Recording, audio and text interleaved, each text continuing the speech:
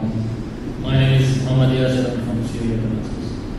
We'd like to ask Sheikh Imran Hosein, what is the Russian interest in the Middle East, and especially in Syria? And what about Qatar and Saudi Arabia? Are they supporting the Zionism? And Sheikh Imran, you said once the Syrian people should take advantage of the Iran support for the Syrian regime and stop fighting. Well, I would like to say something. I just came 9 or 6 months ago from Syria. Iran sending soldiers to Syria to fight with the regime because Iran has the Shia government. And when they are killing my people, they are saying Ya Ali and they kill. So is it civil war or for supporting the regime or what? Thank you.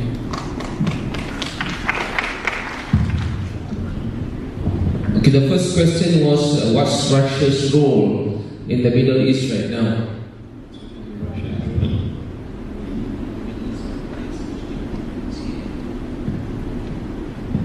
What is Russia's role in the continuing Arab Spring, which is now in Syria?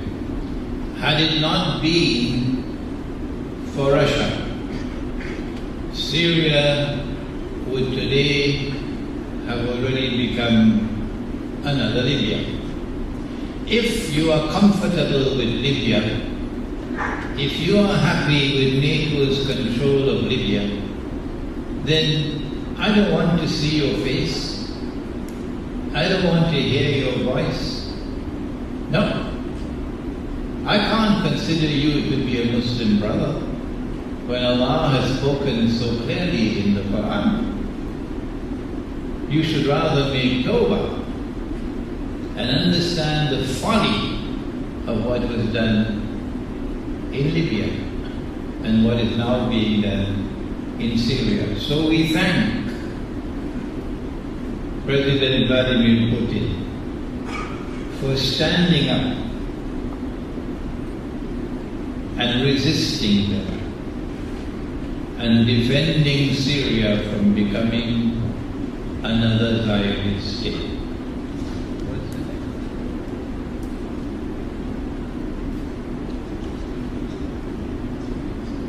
The question pertains to Iran's support for President Bashar Assad and his regime. The strategy of the Zionists is to provoke civil war in Islam. Shia, Sunni civil war. And I've mentioned the Salafis so many times in my talk because they are the drum beaters for Shia Sunni civil war. The foolish drum beaters for Shia Sunni civil war. If Shia Sunni civil war were to envelop the world of Islam today, the major beneficiary would be Israel. And we would look like fools to the rest of the world who sympathize with Islam. Assalamu alaikum. My name is Sheikh. I'm from Bangladesh. I live in New Zealand. First, it's an honor to be here because I read Dr. Muzaffar's articles on globalresearch.ca. Just to add to your point, how extreme Salafi thinking is, last year the Salafis exploded car of the Mufti in Pakistan, which is a republic in Russia, saying that they are not following the Sharia strictly enough. And just a question to Sheikh Imran. In this, all the prophecies that we know about the end times, it's bound to happen because they are prophecies by our Prophet ﷺ. How chaotic is it going to get, and what is the Muslim preparation for those who are living in the West, like myself, who live in New Zealand? And thank you, Assalamu alaikum.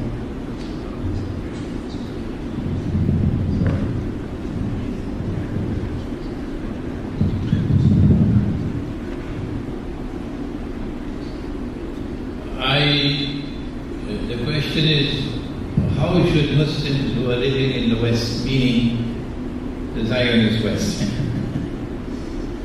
How should they prepare themselves for what is to come? I no longer travel to any country which is a member state of NATO.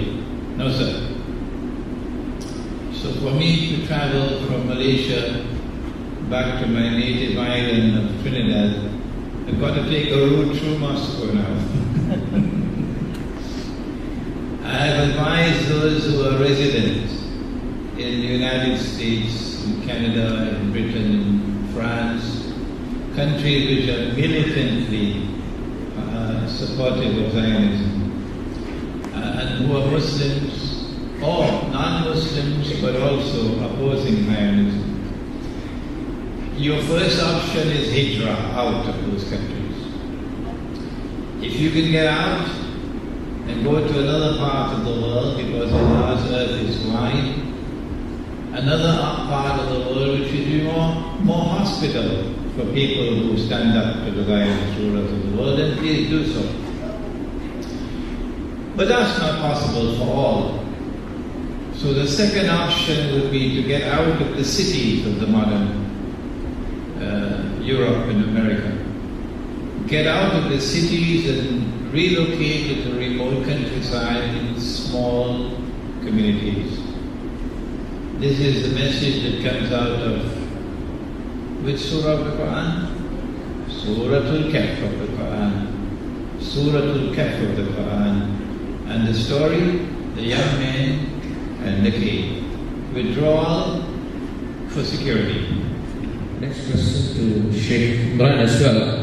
If we consider Russia as a power that never colonized any country, then how to explain its occupation of total territory of Central Asia, Finland, Volga region, Urals, Ukraine, Crimea, etc.?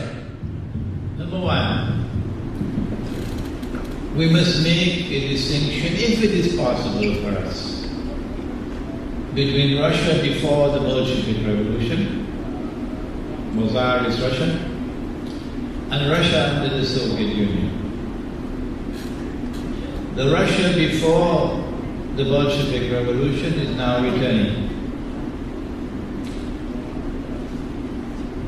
So the sins of the Soviet Union should not be put at the door of Russia.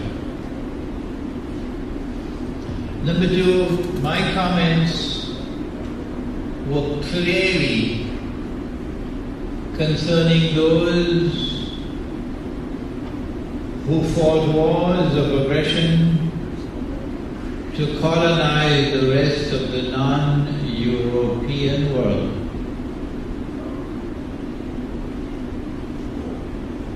To then exploit and bleed them the way Holland bled Indonesia for 350 years, sucking the blood of the people, so you can travel first class. And then to decolonize with deception. And the rest you heard about it. I said Russia never did that. And China never did that. Russia has never aspired to rule the world. China has never aspired to rule the world.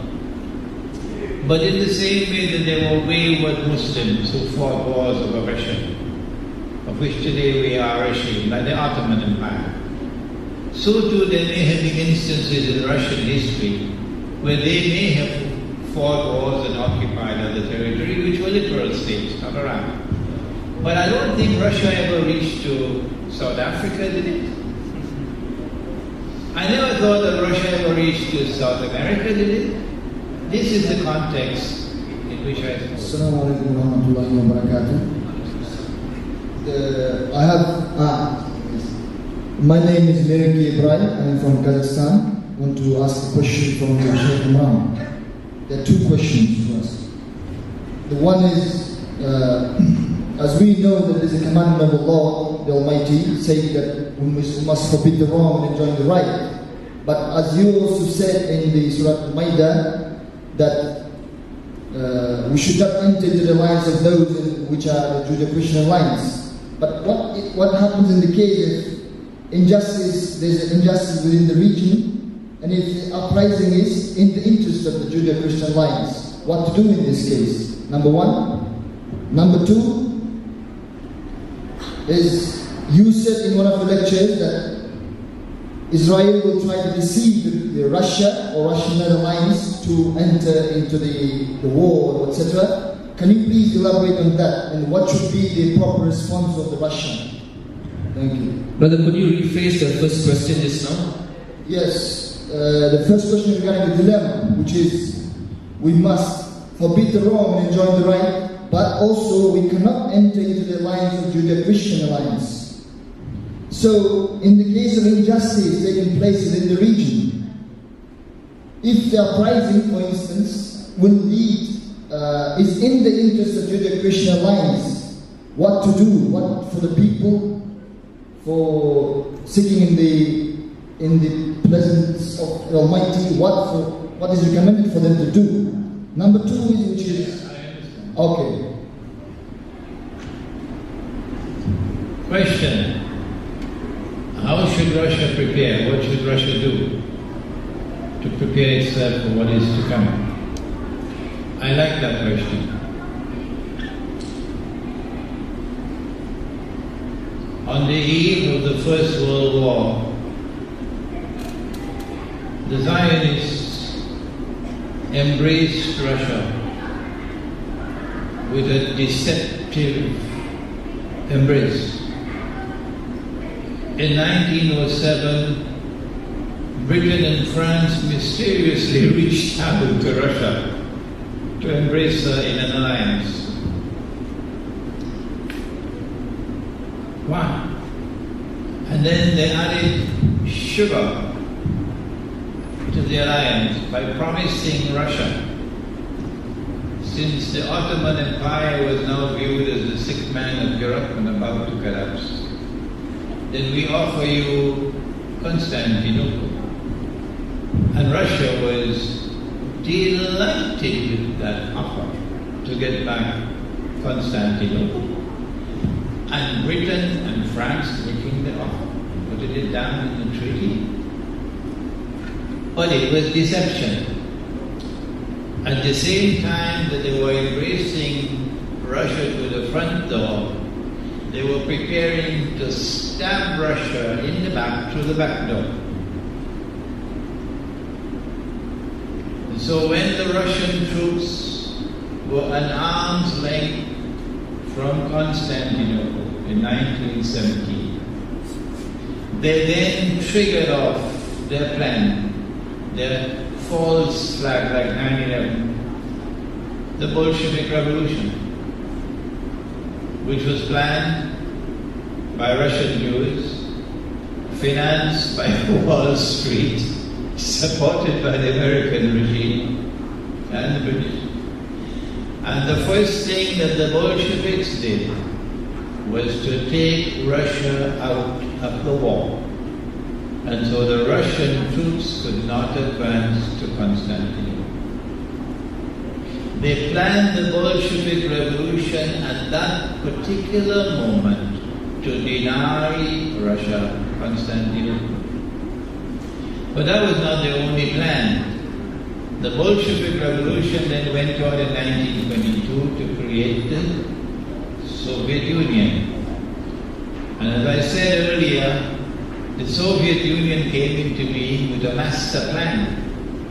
That plan included an economic theory which in many respects had a lot of merit in it.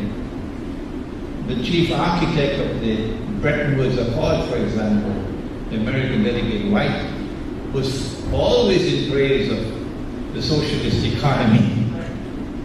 But the master plan was for the Soviet Union to do the dirty work of suppressing and subduing and seeking to destroy the eastern branch of the Christian Church, Orthodox Christianity. And secondly, to facilitate the movement of all the European Jews of Eastern Europe and Russia to Israel. And so Russia today has to be very careful. Epistemology is that branch of knowledge which studies knowledge. And they, the Zionists, say that we see with only one eye. The knowledge comes only from external observation and experimentation and so on. But the Quran says that we see with two eyes, not one. The Quran has a different epistemology. The knowledge comes only externally, that's their epistemology. And our epistemology from the Quran is that knowledge comes from two sources. One is external and the other is internal. And so Russia has to return to its mystic roots, its Christian roots, to develop once again that capacity for internal insight, to supplement external analysis, so that you're not deceived. A second example of more recent is, and we must make mention of it publicly, is the vote of the Security Council on Libya to establish a no-fly zone over Libya. And Russia and China, with commendable innocence, fell for the trap that this was for humanitarian purposes. And so they abstained from the resolution, which allowed the resolution to be carried. But they were deceived. And they afterwards complained about it, that they were deceived. And once the West, the Zionists had that resolution, they then proceeded to bomb the daylights out of the Libyan armed forces. And so the Salafis were able to take over Libya with the help of their NATO Zionist friends. At this moment in time, the question is very important. Russia and China have to be extremely careful not to be deceived. Dajjal has a PhD in deception. And so they're going to come after you, attempting to deceive you. You were deceived in 1907 or 1909 and deceived again before the First World War. You were deceived again in the Security Council resolution. Do not be deceived again. What could be the plan by which they may seek to deceive you? I don't know. I wish I knew.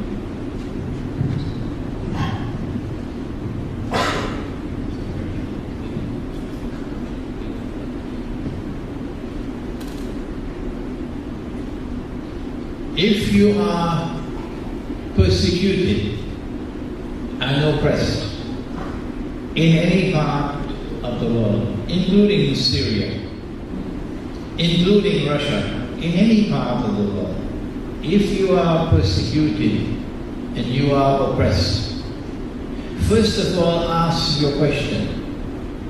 Is there a historical explanation for it?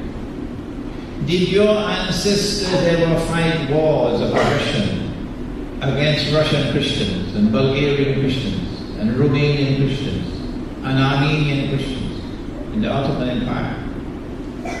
And as a consequence, instill hatred in the hearts of these people because of injustice committed against them.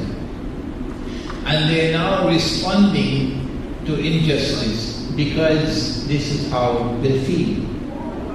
The second reason you should ask yourself why the oppression and injustice is, are you taking any help from the CIA? Has the CIA been fishing in Chechnya or Chechnya? Has the CIA been fishing in Syria? Have they been offering you money? Have they been offering you weapons? As soon as Russia gets to know that Washington is involved, they will have to respond as they did in Georgia. In Georgia, they responded and they taught the Georgians a lesson that they will never forget for 1,000 years. And we're very proud of the way they responded to Georgia 5 years ago, on the eve of the US elections. They taught the Georgians a lesson that they'll never forget for 1,000 years. Why? Because Israel was there, the CIA was there, arming and training them to beat Russia. So you have to understand, if you are oppressed and you lack the means to be able to liberate yourself from oppression, do not take help from the Zionist alliance and throw the Quran behind your back, because Allah has prohibited you from doing that. If there is nowhere else you can get help from, then what do? You do what your Prophet did. Allah's blessings be upon him. He made hijrah. Thank you. A few more questions before we end, I guess, but I have to finish these questions because they're quite pertinent. This is in regards to the Turkish concern of humanitarian aid. I think so this regards to Turkish aid to Syria and backed by a loving approach of Said Nursi's teaching. Is it a symbol of hegemony or domination, Sheikh Imran? Turkey's relationship with Syria at this time parallels Turkey's relationship with Libya. Turkey played an active role in sending weapons to Benghazi. Turkey played an active role in training those who were to engage in the insurrection, not a popular uprising, but a pre-planned armed insurrection. And Turkey's role in Syria is exactly the same as it was in Libya. So we should not allow humanitarian aid to be thrown as dust in our eyes and obscure the bigger picture, which is one in which Turkey is playing the Zionist game up to the hill, and we are ashamed of the conduct of the Turkish government. Having said that, there are large numbers of Turkish Muslims who are also ashamed of the government. And if Turkey were to make the mistake, which I believe it is going to make soon, to attack Syria, I suggest to you that the result will be Turkish. What do you think about the future of Algeria in this world order? Is this country going to be the future target of Syria? Thank you for that question. I love Algeria. You see the Algerians smiling. I call Algeria Bilad al-Mujahideen. You don't know it, but there's an amazing similarity between Algeria and Haiti. Both of them resisted the Zionist slave masters. Haiti, under a freed slave named Toussaint Louverture, raised an army of slaves 200 years ago and defeated the French army and drove them out of Haiti, and then proclaimed the free Black Republic of Haiti. And Simon Bolivar went to Haiti to get some security and to seek some help to liberate Latin America. The French and Western Europe and the Zionists never forgave Haiti. And from that day to this day, they've been stamping their foot on Haiti. When Haiti turned to Jean-Bertrand Aristide, a Roman Catholic priest, to liberate itself from that venomous embrace and breathe the air of freedom, they staged a coup d'etat, sending mercenaries to the palace to seize him and ship him off to Central African Republic. And so Haiti responded by announcing the existence of a new Christian Trinity. They said it's no longer the Father, the Son, and the Holy Ghost. It's now the Father, the Son, and the CIA. And the punishment of Haiti continues to this day.